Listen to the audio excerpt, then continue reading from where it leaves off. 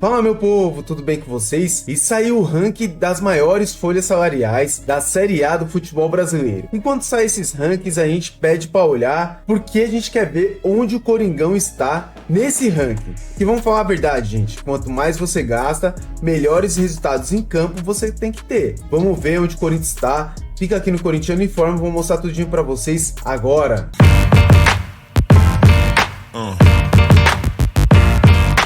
Então, sem enrolação, essa matéria aqui é do lance.com.br, tá? Era uma matéria que começou a falar sobre o Sport Clube do Recife. Por quê? Porque tá sendo debatido qual folha salarial seria interessante para o Sport Clube do Recife não cair para a Série B em 2025. E aí a gente já vai para o ranking do futebol brasileiro da Série A de 2024. Vamos dar uma olhadinha aí, eu já vou dar uma descida aqui na matéria. De acordo com o levantamento feito a partir dos dados da Capology, plataforma especializada no assunto, o Flamengo foi o clube com maior folha salarial mensal do campeonato. O clube campeão da Copa do Brasil 2024 também ocupou o primeiro lugar no ranking em 2023 e possui um elenco mais valioso do país. São gastos de 27,9 milhões por mês para pagar os atletas rubro-negros. O segundo lugar no ranking é ocupado pelo Palmeiras. O clube comandado por Leila Pereira desembolsa cerca de 18 milhões e meio por mês em salários. Quem fecha o top 3 é o Atlético Mineiro.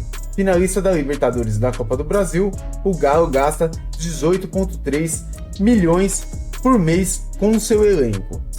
Os dados da Capology mostram que o Botafogo, campeão brasileiro e da Libertadores, ocupa apenas a quarta posição no ranking, com apenas um gasto mensal de 17,8 milhões por mês, e é seguido de perto pelo Corinthians, que viu seu orçamento inflar após a chegada de Memphis Depay, e hoje ocupa a quinta colocação com a folha salarial de 17,6 milhões por mês, tá? Se o tamanho da folha não refletiu na conquista de título, ela tem ligação íntima com o rebaixamento. Isso porque 3 dos 4 times rebaixados estão entre os 5 times com menores folhas: Atlético Goianiense 4,3 milhões, Criciúma 3,6 milhões e Cuiabá 3,6 milhões. A exceção é o Atlético Paranaense, que aparece um pouco acima na lista, mas não muito longe, em 15ª colocação com 5,8 milhões, tá? Assim diante esse cenário, é possível dizer que a folha de 9 milhões, que representaria um elenco com mais jogadores ou atletas mais caros. Assim, diante desse cenário, é possível dizer que a folha de 9 milhões, que representaria um elenco com mais jogadores ou atletas mais caros, pode sim garantir mais tranquilidade ao esporte do que sua atual situação, com gastos entre 6 e 6 milhões e meio. É porque, igual eu falei para vocês, a matéria começou com questionamento: qual folha salarial seria interessante para o esporte em 2025 para ele não cair para a segunda divisão. E aí eles colocam que deveria ser na faixa de 9 milhões. Então vamos para o ranking aqui da folha salarial dos times da Série A do Brasileirão 2024. Flamengo, 27,9 milhões por mês. Palmeiras, 18,5 milhões por mês. Atlético Mineiro, 18,3 milhões por mês. Botafogo, 17,8 milhões por mês. Corinthians, 17,6 milhões por mês. Internacional de Porto Alegre, 17,7 milhões por mês. São Paulo, 15,1 milhões por mês. Grêmio, 13,6 milhões por mês. Fluminense, 13,2 milhões por mês. Vasco, 10,9 milhões por mês. Bahia, 9,9 milhões por mês. Cruzeiro, 9,8 milhões por mês. Red Bull Bragantino, 7,4 milhões por mês. Fortaleza, 6,7 milhões por mês. Atlético Paranaense, 5,8 milhões por mês. Vitória, 5,1 milhões por mês. Atlético Goianiense, 4,3 milhões por mês. Cuiabá, 3,6 milhões por mês. Criciúma, 3,6 milhões por mês. Juventude é o último colocado nesse ranking, 3,5 milhões por mês. E o Juventude conseguiu uma vaga para a Sul-Americana, hein? Juventude não foi rebaixado com a menor folha salarial. Para você ver que nem sempre quem gasta mais tem os melhores resultados. O próprio Corinthians, que está em quinto aqui no ranking, o Corinthians chegou em sétimo lugar, tá? Então a gente também tem muito disso. É lógico, o Corinthians aumentou sua folha salarial e melhorou dentro de campo a partir do segundo semestre. Então deu esse boom aí.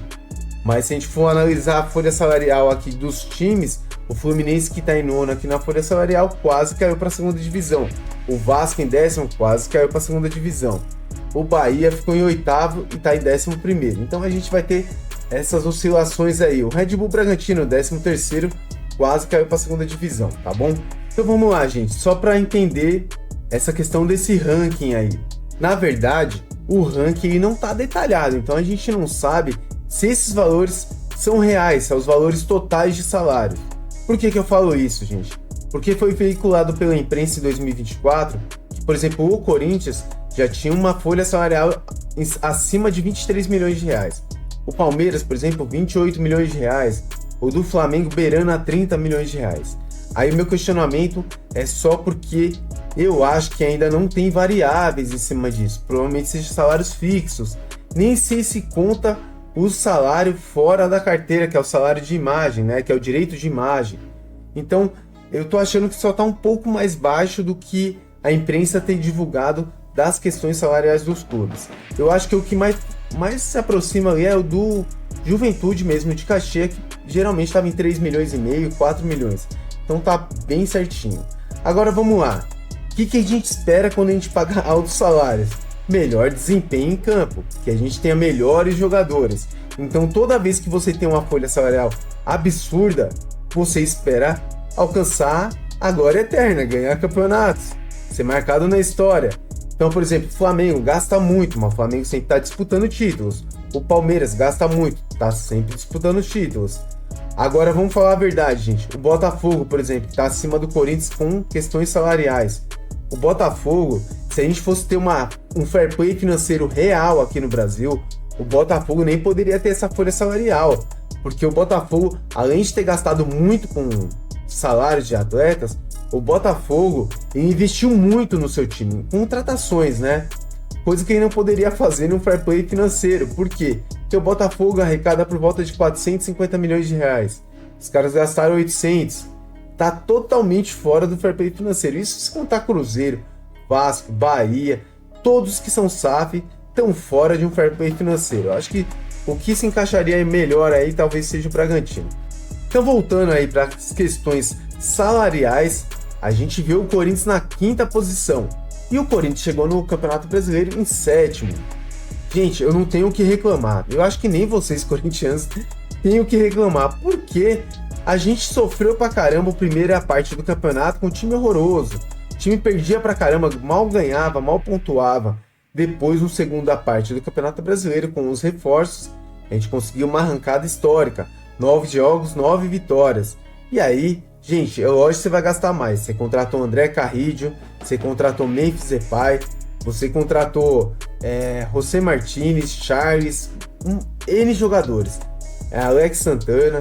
Então, assim, a gente elevou a folha salarial do Corinthians, até que o Corinthians, além de se manter na Série A do Campeonato Brasileiro, para a gente conseguir alcançar algo melhor. Até porque o Corinthians não estava classificado nem para a Copa do Brasil de 2025 e nem para nenhuma competição sul-americana. Graças a essa arrancada, a esse movimento dessas contratações e também a inflada que deu nos salários da equipe do Corinthians, a gente conseguiu essa arrancada. Então, o Corinthians gastou sim, é o 5º e chegou em 7º, mas está ótimo. Se tivesse mais rodadas, ou se esses jogadores tivessem sido contratados antes, a gente provavelmente teria chegado em 5º ou 4º lugar ali, porque daria para pegar sim. Então eu fico tranquilo com essa questão dos salários. O Corinthians não é o que mais gasta, mas também não é o primo pobre da história. O Corinthians está em 5º colocado no ranking geral de salários. Eu não sei se vocês concordam, se tá certo, se não tá. Eu peço para vocês colocarem sempre nos comentários aqui a sua opinião. Eu quero ver o que você pensa sobre esse assunto e sim, se os salários que a gente pagou para esses atletas foram refletidos em campo, tá? Coloque nos comentários aqui, eu quero ver a sua opinião, tá? Em relação aos resultados em campo, o Corinthians conseguiu o que ele precisava. se classificou para a Libertadores da América, ao mesmo tempo conseguiu a vaga para a Copa do Brasil, e agora em 2025 a gente tem um campeonato extenso, a gente tem vários campeonatos, vários jogos. O Corinthians está no Campeonato Paulista, está na pré-Libertadores, está no Brasileiro da Série A e também na Copa do Brasil. Jogo que não vai faltar, é igual eu já falei em outros vídeos, domingo, quarta e domingo sempre vai ter jogo do Coringão daqui para o final do ano, tirando o meio do ano que vai ter o Campeonato Mundial, que a gente vai estar mais tranquilo. O resto, domingo e quarta e domingo sempre vai ter jogo do Coringão. Então, inflar a folha salarial serviu para a gente poder disputar mais campeonatos esse ano, consequentemente ganhar mais dinheiro, que é o que o Corinthians precisa no momento. Pessoal, peço para vocês se inscreverem no nosso canal, deixar o like e também compartilhar esse vídeo com seus amigos. Coloquem nos comentários aqui o que você acha dessas questões do Corinthians aí, da folha salarial e desse ranking que eu coloquei para vocês. Vocês acham que compensou inflar os salários da equipe do Corinthians com mais contratações em prol de conseguir mais campeonatos?